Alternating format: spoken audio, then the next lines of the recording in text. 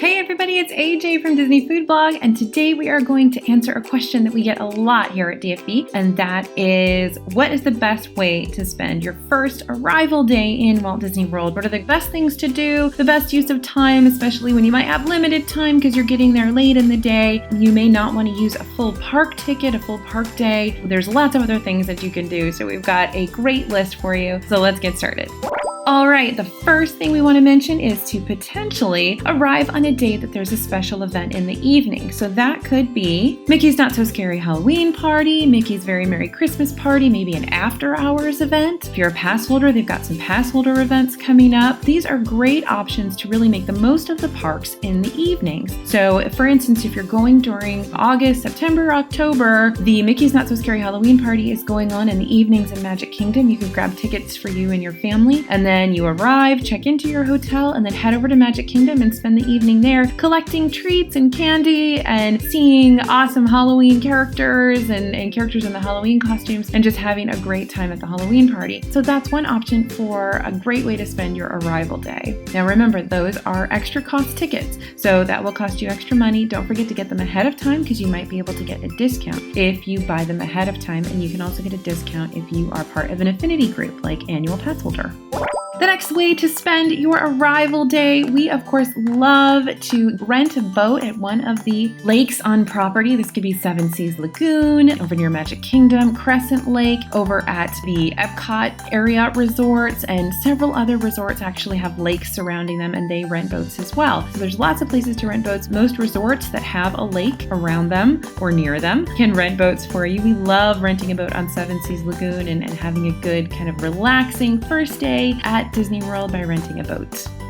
Next way to spend your arrival day. This is a good one if you're not sure if there are going to be delays. This one doesn't have anything specific that you would have to get there in time to do, and that is to resort hop and have a good counter service meal somewhere at a resort. A lot of times people don't take the opportunity to go to the different resorts in Walt Disney World and explore them a little bit. Some people don't even know that you can go to the resorts in Disney World, and by resort we mean hotel. A lot of people don't realize you can go to the hotels in Disney World if you're not staying there, but you absolutely can. And these hotels are great. They actually even have activities that are open to folks who aren't staying there. So there's lots of good opportunities in Animal Kingdom Lodge, and Grand Floridian, Polynesian, Contemporary, Wilderness Lodge, Fort Wilderness. So many things to do, to explore, walk around, enjoy yourself, look at the lobby, get an activities sheet from the front desk and see what's happening while you're there, and then have a great counter service meal. Head over to Contempo Cafe in the Contemporary Resort. It's one of the best counter service meals you'll probably have in Disney World. It's so good. And Captain Cook's at the Polynesian. Lots of great places to grab counter service. And this is a good sort of relaxed, easy pace, doesn't matter when you arrive, plan for your arrival day.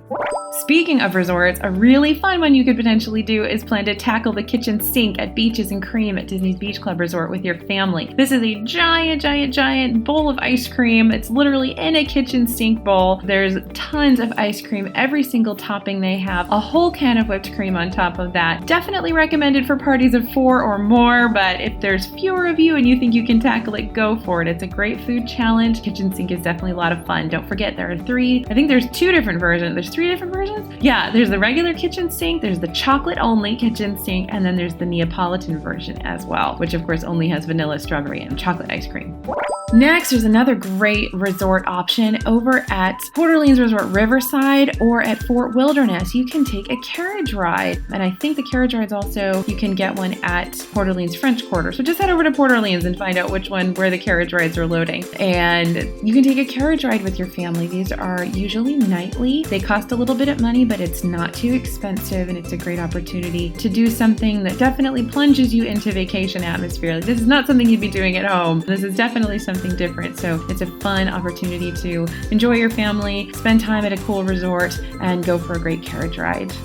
Next, when you are coming to Disney World, of course, the first thing you want to do is plan to see those fireworks. And this is a good option because it doesn't really matter when you arrive, because there's probably going to be a fireworks show after you check into your resort. So plan to watch those fireworks. If you have a ticket for your first day, choose to go to a park where you're really going to want to see that nighttime show. So that's going to be Illuminations over in Epcot, Happily Ever After in Magic Kingdom. They've got Rivers of Light over there in Animal Kingdom, and Fantasmic, of course, in Hollywood Studios. If you're you're going to use a park ticket, choose a park where you really want to see the nighttime show, and that way you could see it twice on your visit if you go to that park again, or you can make sure you see it so you can kind of take a break from scheduling seeing that nighttime show later in the week. And another great opportunity is you can actually see the fireworks from several resorts. So if you head over to the Polynesian Village Resort, you can sit on the beach and watch the Magic Kingdom Happily Ever After fireworks from there. You can see them from the fourth floor observation deck over at the Contemporary. You can see them from Wilderness Lodge, from the Grand Floridian. Lots of places you can see those great fireworks as well.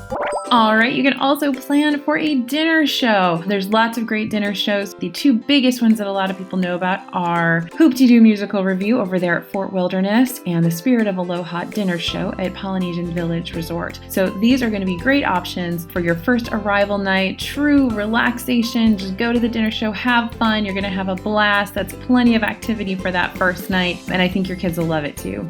You can also head over to Disney Springs. A lot of people don't give Disney Springs its due. They don't plan a full day there, and so that tends to be the first thing on the chopping block when you're running out of time in your Disney World vacation. So maybe on your arrival night, head over to Disney Springs, try some of the absolutely incredible food that's there. You can watch our Disney Springs food tours or see some of our other, what to eat in Disney Springs. We've got that video done with lots of great suggestions. You can go up in the Characters in Flight balloon. You can see some live entertainment at Disney Springs. You can go on an amphicar ride, of course. There's just lots of great stuff to do at Disney Springs. Lots of fun, especially when you don't want to kind of schedule yourself too much. You're not sure what time you're going to arrive in Walt Disney World. There's always something happening at Disney Springs.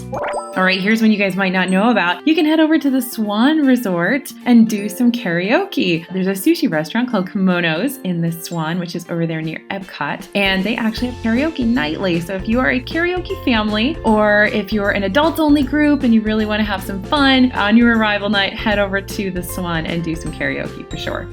And finally, this is one of my favorite things to recommend. A lot of people think they have to go every minute in Disney World, but take that first arrival night and just sit at your resort. Go to the pool, have a nice dinner at your resort, or maybe even order room service if you're staying at a resort that has room service, or have a great counter service meal at your resort, or order in. Some of the pools actually have room service to the pool itself. How does that sound for vacation, right? So get yourself a nice vacation drink and relax at the pool and order some food and have a great relaxing evening, because you know what? You're at Disney World and things are going to get pretty crazy when you wake up the next morning. So those are our suggestions for great things to do on your arrival day at Walt Disney World, and we can't wait to hear yours. If you have any awesome ideas, let us know in the comments. Let us know what your favorite first night traditions are. What do you love to do as soon as you get to Walt Disney World? I can't wait to hear and I can't wait to see. So let us know. This is AJ for Disney Food Blog, and we'll see you real soon.